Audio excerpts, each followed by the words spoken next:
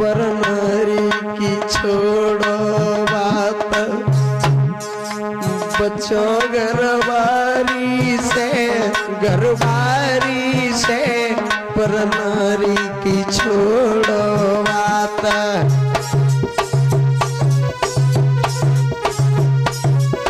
बहुत सुंदर। गुरु ब्रजेश तो गा के चले गए कि पर नारी से बच के रहना, लेकिन मुझे लग रहा है अब जमाना बदल रहा है, क्योंकि उनको गए हुए भी काफी दिन हो गए, वो बातें थोड़ी पुरानी हो रही है। हालांकि उन्होंने हर बात सही कही, लेकिन अब जमाना बदल रहा है। तो कहने का मतलब है कि अब जमाना पर नारी से बचने का नहीं है लला सोनू। अब अपनी नारी से जो बच गया समझो वो जमाने से बच गया। क्योंकि आजकल जिसकी लड़की ने मायके में टच को फोन चले वो सिखलौपा के बाप की नाक बच जाए, बड़ी मुश्किल बात है सोनू। ये बेवफाएं गैरों के लड़के मरवा देती हैं। पहले तो लव मैरिज करके तुमसे विवाह रचावे,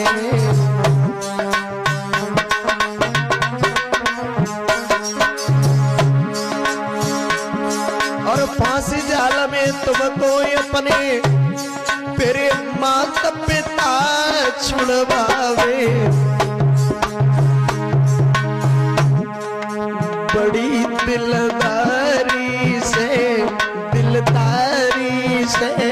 पर नारी की छोड़ो बात, बचो घरवारी से।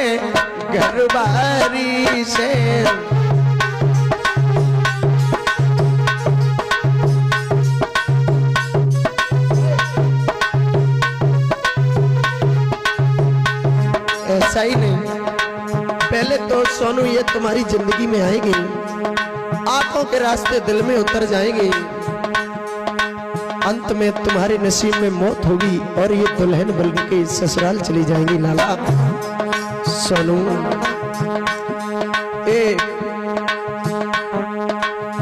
पीठ के पीछे बन के बेस्या के रसने न लड़ावे।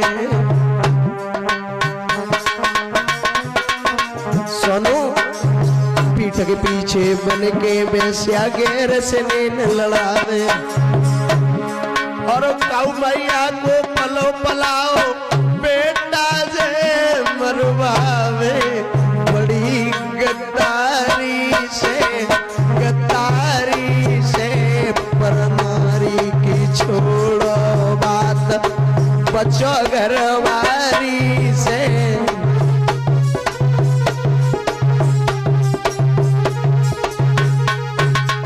ऐसा ही नहीं सोनू,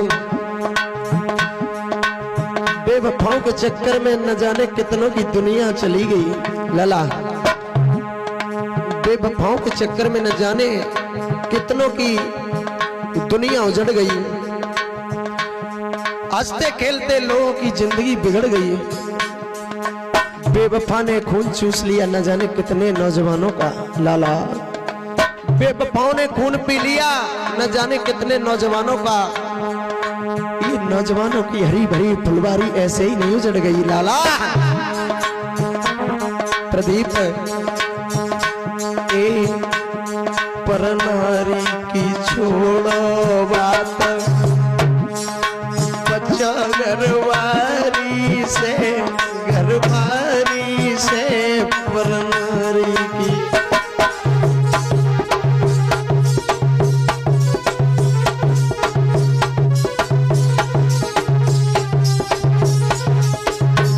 ऐसा ही नहीं अंकित भैया, और इस गीत की लेखनी करी है हमारे ढोलक मास्टर सोनू भैया जी ने।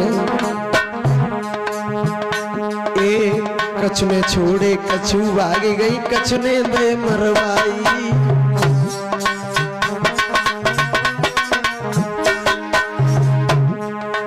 स्त्री जब बेवफा बन जाती है तो न जाने कितने लोगों के खून की प्यासी बन जाती है। कहने का मतलब है कछु ने छोड़े कछु भागी गई, कछु ने दे मरवाई। ए सगी नारे ने पति काट के सीमेंट में दो चिनवाई। नारे